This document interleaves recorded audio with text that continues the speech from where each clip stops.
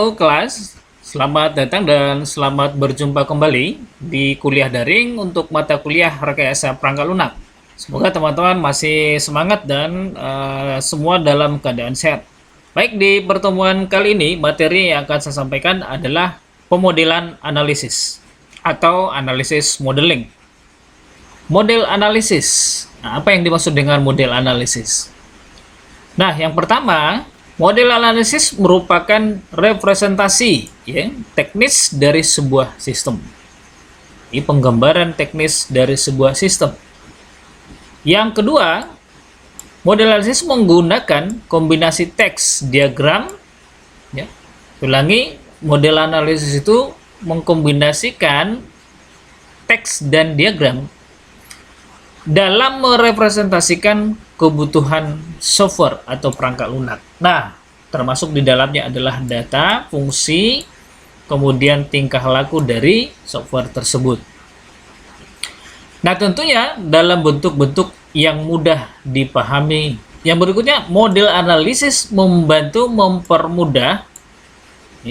Di model analisis ini membantu mempermudah untuk menemukan kebutuhan-kebutuhan yang tidak konsisten atau yang akonsisten dan kebutuhan-kebutuhan yang belum terdefinisi pada saat requirement analisis atau analisa kebutuhan. Nah, model analisis menggunakan dua pendekatan secara umum. Yang pertama disebut dengan pendekatan terstruktur, kemudian yang kedua disebut pendekatan berorientasi objek. Nah, seperti apa pendekatan terstruktur? Oke, sebelum saya lanjutkan ke pembahasan pemodelan terstruktur, saya menyampaikan dulu bahwa sebenarnya tujuan model analisis itu apa? Tujuan model analisis yang pertama adalah untuk menggambarkan apa yang dibutuhkan oleh customer. Yang kedua, untuk menentukan dasar bagi pembuatan desain perangkat lunaknya.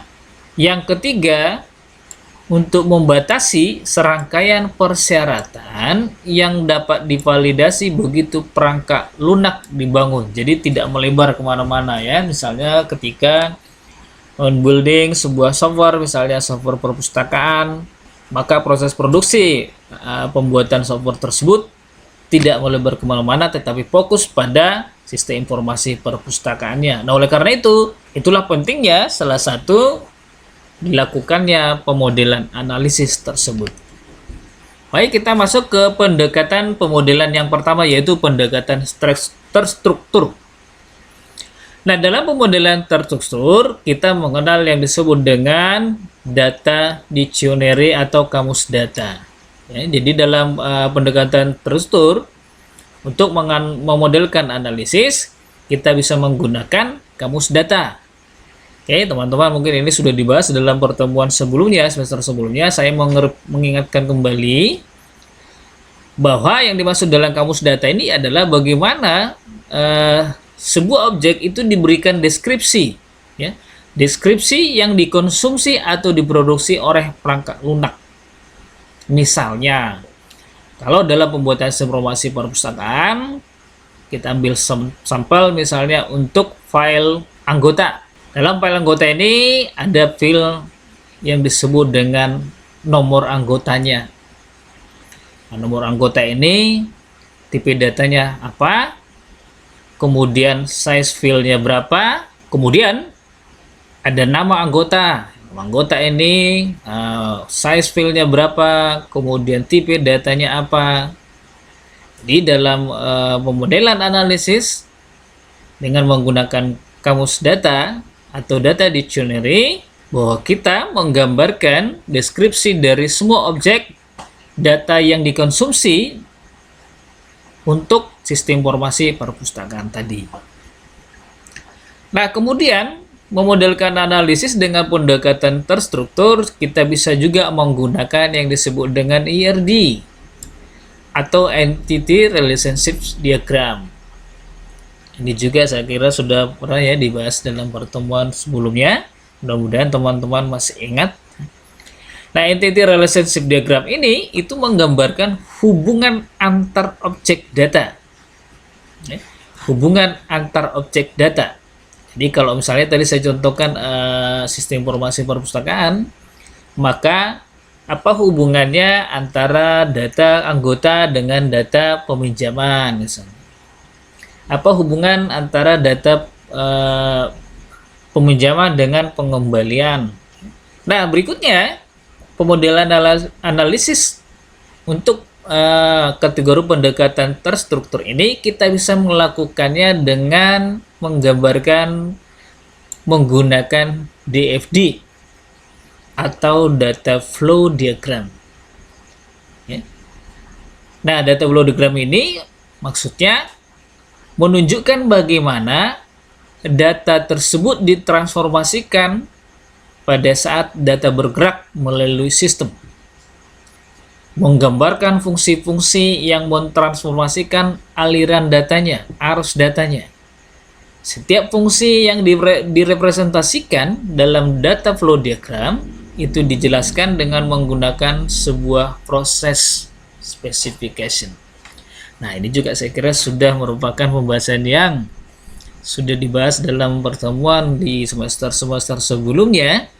Saya juga berharap ini teman-teman masih ingat ya, masih fresh ya, karena dapat digunakan untuk memodelkan analisis. Baik, yang berikutnya untuk memodelkan analisis dengan pendekatan terstruktur, kita bisa menggunakan dengan State Transition Diagram (STD). Nah, STD di sini maksudnya adalah bagaimana ketika kita memodelkan analisis dengan pendekatan terstruktur, maka kita bisa menunjukkan bagaimana sistem itu bertingkah laku. Tingkah laku sistem itu seperti apa? Sebagai akibat kejadian eksternal. Di informasi tambahan mengenai aspek kontrol dari perangkat lunak dimasukkan dalam kontrol spesifikasi. Contoh misalnya, ketika ada orang lain menggunakan perangkat tersebut. Nah, sebagai contoh misalnya, jika ada user ingin masuk ke dalam sistem, maka user diminta untuk memasukkan akses kontrolnya, username dan password. Nah, ketika username dan password itu tidak sesuai dimasukkan oleh si user, apa yang akan terjadi? Nah, bagaimana kalau kemudian ada user yang memasukkan akses kontrol yang salah sebanyak lebih dari 3 kali? Apa yang terjadi, apa yang akan dilakukan oleh si perangkat lunaknya? Apakah dia akan tetap menampilkan layar utamanya, atau bahkan mungkin dia akan menutup aplikasi sistemnya? Nah, kalau digambarkan dalam sebuah diagram, maka pemodelan analisis menggunakan pendekatan terstruktur ini bisa digambarkan seperti ini. Di titik fokusnya ada namanya data dictionary atau kamus data. Kemudian di sini ada data flow diagram, kemudian state diagram, lalu ARD. Kemudian di lapisan 3 ada data objek deskripsi atau deskripsi objeknya. Kemudian kontrol spesifikasi, kemudian proses spesifikasinya. Baik, kelas rekayasa perangkat lunak saya akan menjelaskan lebih rinci tentang pemodelan IRD yang bisa kita gunakan untuk pemodelan analisis kaitannya dengan pendekatan terstruktur. Dalam pemodelan data atau IRD ini, kita mengenal yang disebut dengan elemen. Elemen di sini adalah objek datanya. Objek data itu apa? Objek data itu merupakan representasi dari semua informasi yang harus dipahami oleh perangkat lunak. Representasi dari semua informasi yang harus dipahami oleh perangkat lunak. Nah, contoh misalnya, boleh ini berupa orang. Ya. Yang direpresentasikan itu boleh berupa orang, boleh benda, boleh event, boleh tempat, boleh unit organisasi, dan lain-lain. Jadi objek datanya itu bisa berupa orang, benda, event, tempat, unit organisasi, dan lain-lain. Kemudian dalam elemen ini kita mengenal juga atribut. Jadi setiap objek data itu memiliki atribut. Apa itu atribut? Atribut itu adalah properti dari suatu objek. Apa itu properti dari suatu objek? Yaitu memberi gambaran tentang nama sebuah objek, kemudian menggambarkan karakteristik objek datanya, lalu membuat referensi untuk objek data yang lain. Nah, kemudian elemen yang lain dalam ARD ini adalah relasi. Relasi ini merupakan indikasi bagaimana objek data dihubungkan dengan objek data yang lain. Misalnya kalau tadi saya contohkan sistem informasi perpustakaan, bagaimana kemudian objek anggota itu dihubungkan dengan objek data buku, data peminjaman, dan atau data pengembalian bukunya.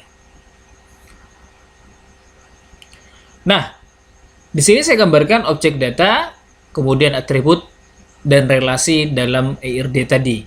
Nah, saya misalkan contohkan ada objeknya yaitu adalah manusia. Nah, manusia ini memiliki properti atau atribut. Apa atribut yang dimiliki oleh manusia?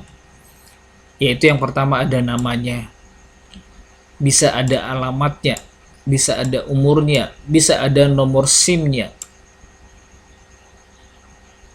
Kemudian objek yang kedua, ini saya gambarkan dengan mobil. Mobil ini memiliki atribut atau properti, yaitu tahun pembuatan, tahun berapa, apa modelnya, nomor bodinya berapa, lalu warna mobilnya warna apa. Inilah atribut yang dimiliki oleh si mobil. Nah, sekarang setelah data kita tahu objek datanya sudah ada, atributnya sudah dapat, bagaimana relasi antar kedua objek ini, yaitu objek manusia dan mobil ini. Nah, relasinya di sini adalah di mana mobil itu dimiliki oleh si manusia ini. Jadi relasinya itu adalah pemiliknya. Nah, kemudian dalam pemodelan ERD ada yang disebut dengan cardinality. Kalau tadi yang pertama ada yang dikenal dengan elemen, yang kedua adalah cardinality. Cardinality adalah menggambarkan jumlah entity yang dapat dihubungkan dengan entity lain. Menggambarkan jumlah entity yang dapat dihubungkan dengan entity lain melalui sebuah relasi. Nah, bagaimana entity yang dihubungkan dengan relasi tersebut? Yaitu yang pertama kita bisa melihat bagaimana munculnya bisa relasi antara one to one, bisa juga menggambarkan relasi antara one to many dan many to many. Nah, kemudian untuk pemodelan analisis menggunakan pendekatan terstrukturus, selain dari ERD tadi, kita juga bisa menggambarkannya dengan DFD. Ya, jadi pemodelan analisis kita bisa menggambarkan dengan DFD. Saya ambil contoh DFD ini, saya berharap teman-teman masih mengingat ya materi DFD yang sudah dibahas di pertemuan semester sebelumnya. Oke, saya ulangi lagi apa yang disampaikan di slide sebelumnya tadi, bahwa dalam DFD kita menunjukkan bagaimana hubungan antara external entity dengan proses data item dan data store atau simpanan data. Nah, DFD tidak menunjukkan prosedur secara detail. Ya, tidak secara detail. Jadi kalau misalnya tadi sistem informasi perpustakaan, dia tidak secara detail. Prosedur itu digambarkan kaitannya dengan sistem informasi perpustakaan tadi. Tetapi aliran datanya yang digambarkan. Aliran data melalui perangkat lunaknya seperti apa. Nah, DFD dapat dipartisi ke level-level berikutnya yang merepresentasikan aliran informasi dengan lebih detail. Jadi dalam DFD tentu teman-teman masih ingat apa yang disebut dengan konteks diagram atau level 0, kemudian ada level 1, level 2, dan berikutnya. Di konteks diagram atau di level 0 dikenal hanya ada satu proses, kemudian satu proses tersebut bisa dipartisi menjadi level-level yang berikutnya, yaitu level 1, 2, dan seterusnya. Misalnya saya ambil contoh sistem informasi perpustakaan tadi. Dalam konteks diagram, maka sistem informasi perpustakaan tersebut bisa kita gambarkan dengan satu proses sistem informasi perpustakaan. Oke. Nah, proses sistem informasi perpustakaan ini terhubung dengan yang disebut tadi, bahwa ada hubungan dengan external entity-nya. External entity di sini siapa? Saya gambarkan misalnya adalah anggota. Oke, kemudian ada lagi pustakawan.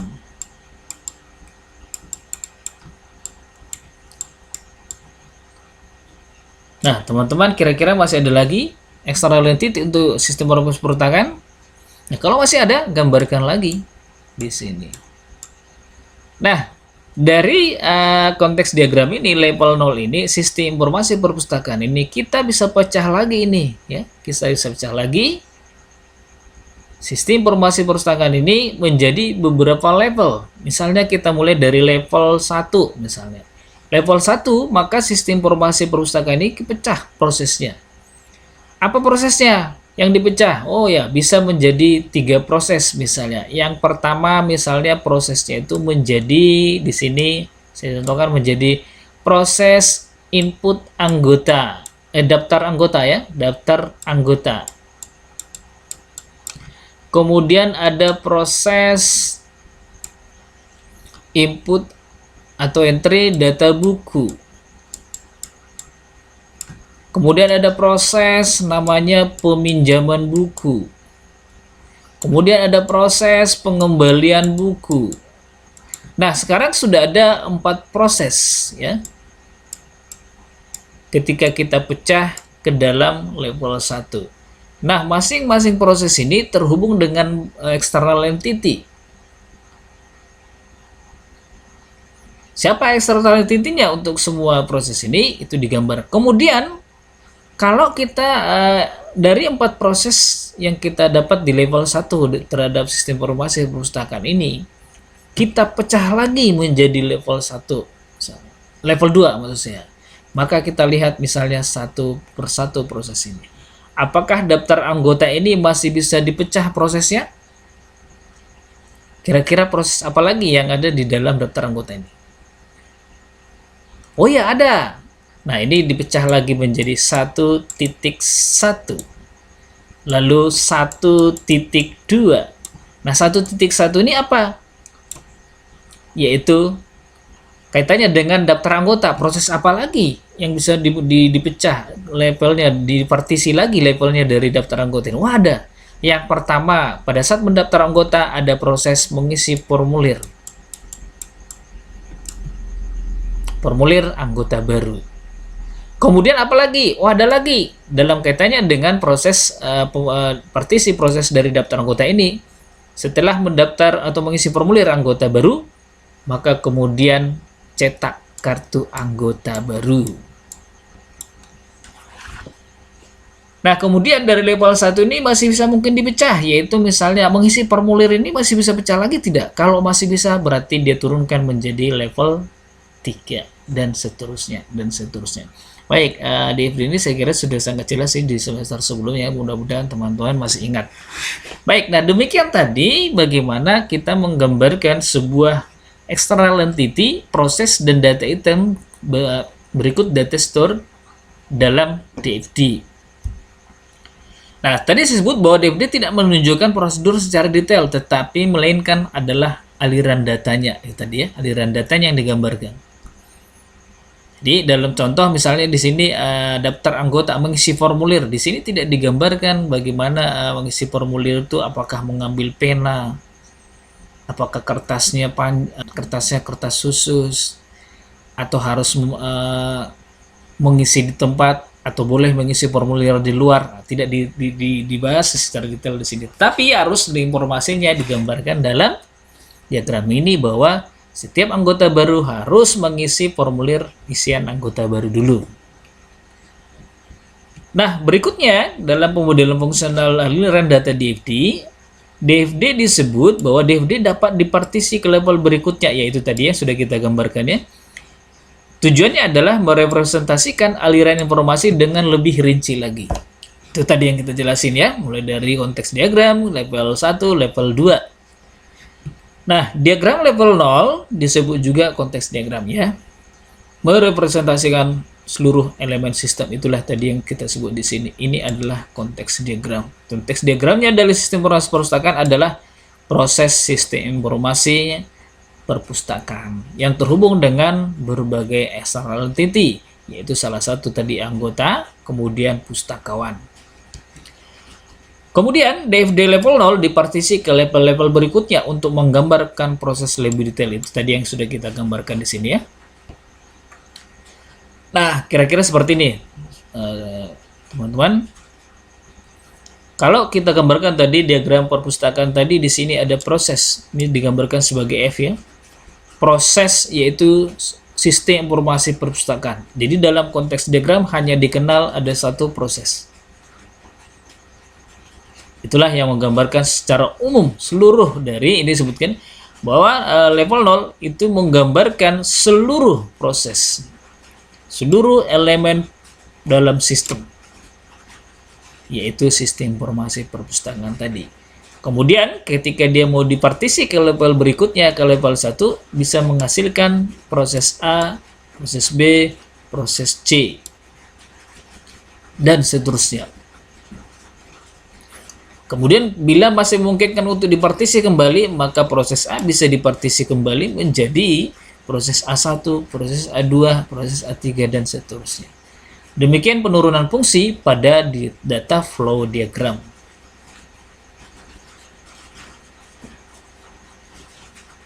Nah, berikutnya adalah pemodelan behavior modeling. Behavior modeling ini mendeskripsikan status sistem yang dapat muncul ketika perangkat lunak digunakan. Mendeskripsikan kelakuan sistem.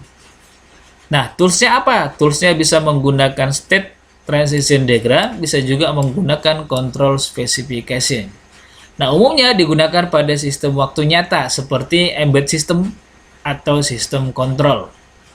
State transition diagram merepresentasikan tingkah laku dari suatu sistem dengan menggambarkan keadaan atau state dan kejadian yang menyebabkan sistem mengubah keadaan.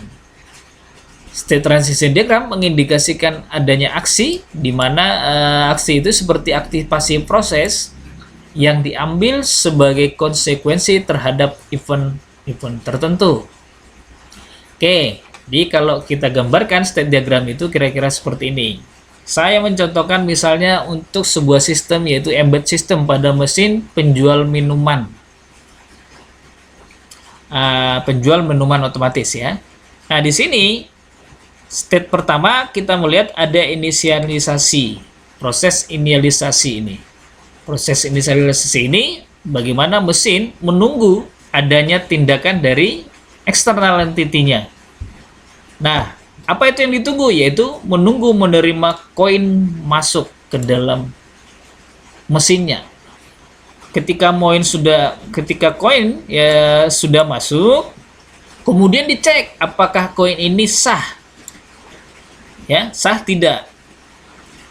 Kalau sah, maka mesin menerima permintaannya.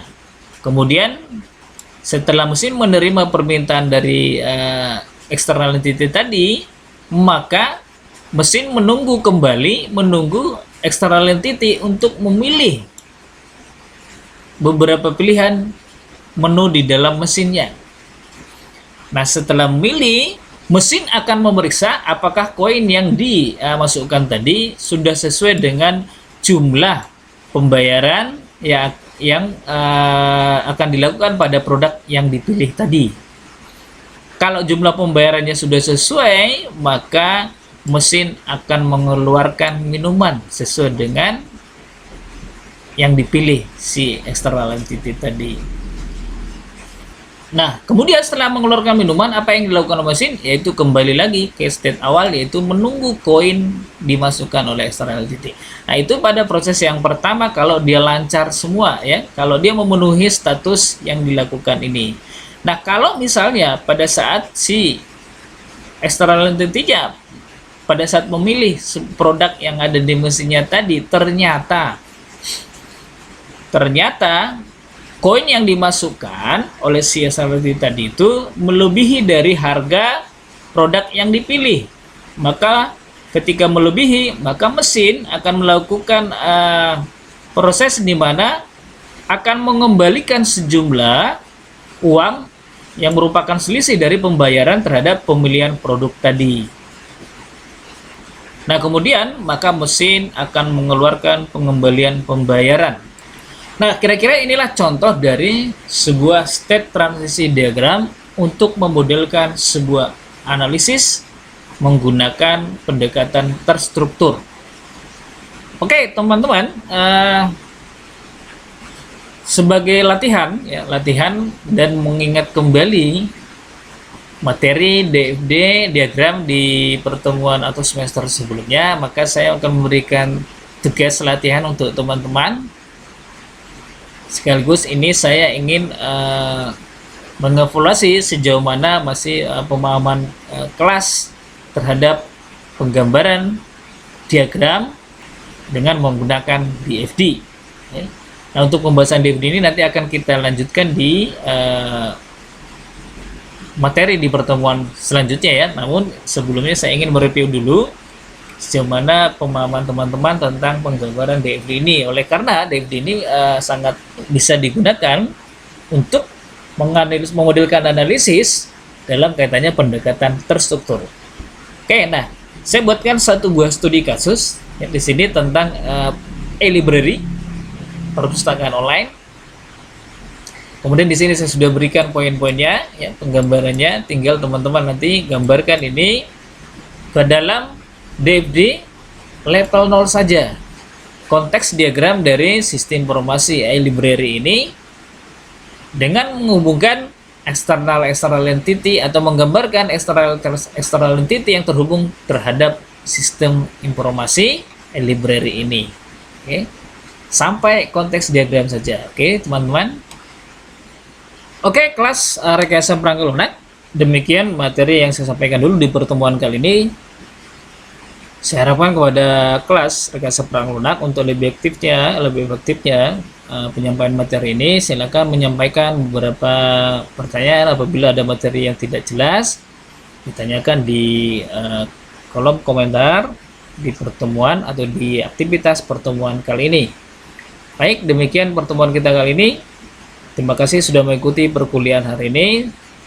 Sampai bertemu di pertemuan berikutnya. Salam sehat.